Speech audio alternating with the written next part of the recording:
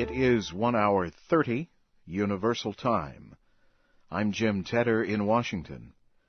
Iraqi officials say gunmen in western Baghdad have kidnapped a diplomat from the United Arab Emirates. Reports say one of the diplomat's bodyguards was shot and wounded in the attack Tuesday.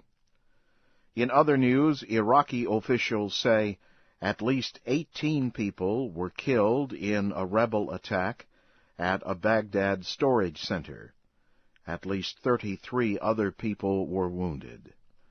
Earlier, Iraqi officials said at least 6 civilians were killed in a gun battle between police and rebels in the Dora area of Baghdad. In another part of the city, a bomb attack killed an American soldier. Iraqi politicians say new Prime Minister Nouri al-Maliki may announce members of a new unity government within the next 2 days. A Western diplomat says Mr. al-Maliki will present his cabinet by Monday. Diplomats say British, French, and German representatives are considering a plan to get Iran to end its nuclear fuel program. As part of the plan, Russia would enrich the element uranium for Iran. In exchange, Iran would receive a light water nuclear reactor for its energy needs. Experts say such a device is less likely to be used to make nuclear weapons. EU Foreign Policy Chief Javier Solana says the offer would be difficult for Iran to refuse if it truly wants nuclear power for energy. Iran has said it will reject any European deal that demands an end to what it calls a peaceful nuclear program. The United States Senate has begun debating an immigration reform bill. The debate comes one day after President Bush urged lawmakers to approve a large immigration reform plan. On Tuesday, the Senate voted against removing a temporary worker program from the immigration reform bill. Earlier Tuesday, President Bush again called for a temporary worker program to be part of any legislation. Brazilian officials say police have killed more than 70 gang members and arrested 115 suspects in São Paulo. Police are trying to end a campaign of gang violence that began Friday. More than 130 people have been killed in the violence. Officials say São Paulo appeared to be returning to normal Tuesday, with some public transportation operating again. People who live in the area set a curfew for themselves on Monday night. The violence began when members of the 1st Capital Command gang fired on police stations and launched rebellions at several prisons in the state.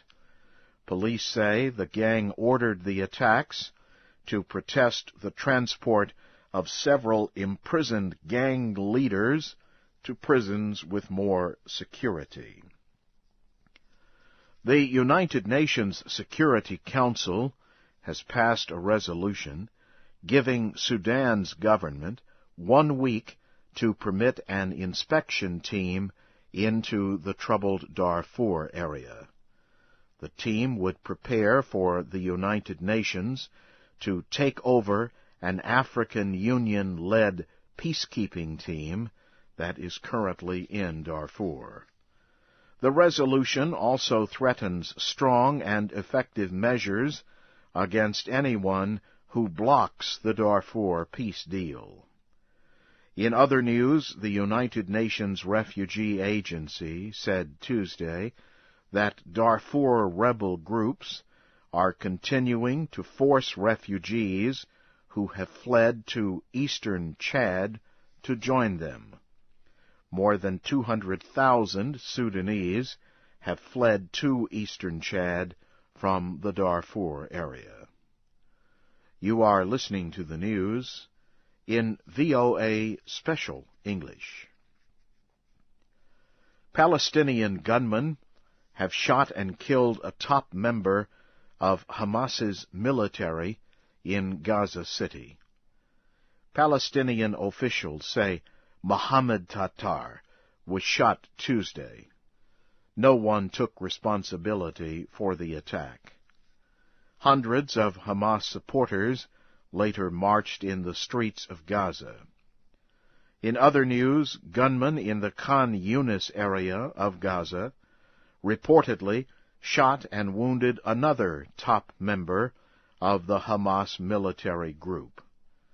Gunmen from Hamas and the Fatah movement have clashed in recent weeks in a struggle for control of the Palestinian government.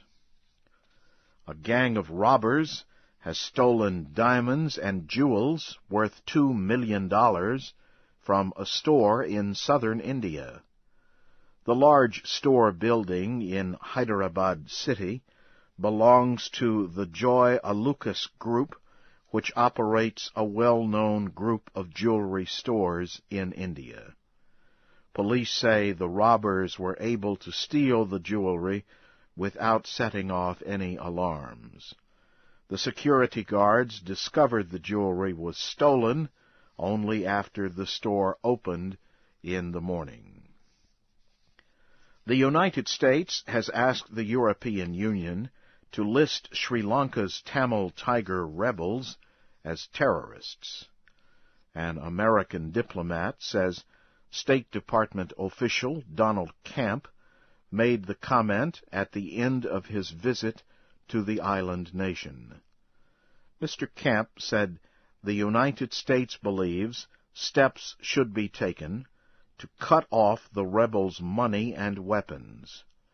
The United States considers the Tamil rebels a terrorist group.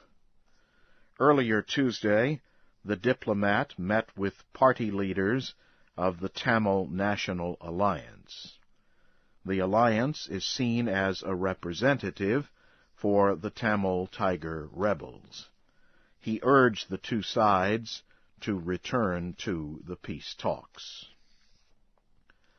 Foreign ministers from Australia and Indonesia have met to end a diplomatic dispute between the two nations.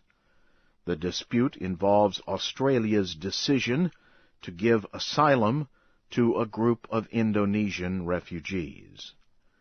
The Australian foreign minister met with the foreign minister of Indonesia Tuesday in Singapore. Both men agreed it is in the best interests of both nations to continue strong relations. The dispute began in March when Indonesia recalled its ambassador from Australia. The recall followed Australia's decision to give asylum to 42 refugees from Indonesia's Papua province. The asylum seekers arrived in Australia last year in a small boat.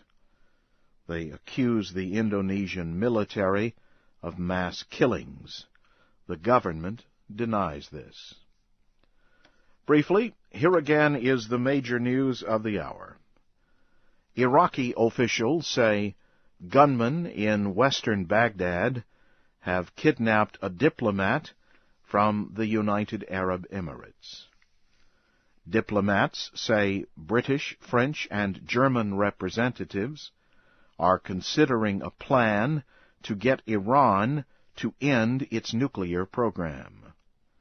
And Brazilian officials say police have killed more than 70 gang members and arrested 115 suspects in São Paulo. And that's the news in VOA Special English. This is Jim Tedder reporting.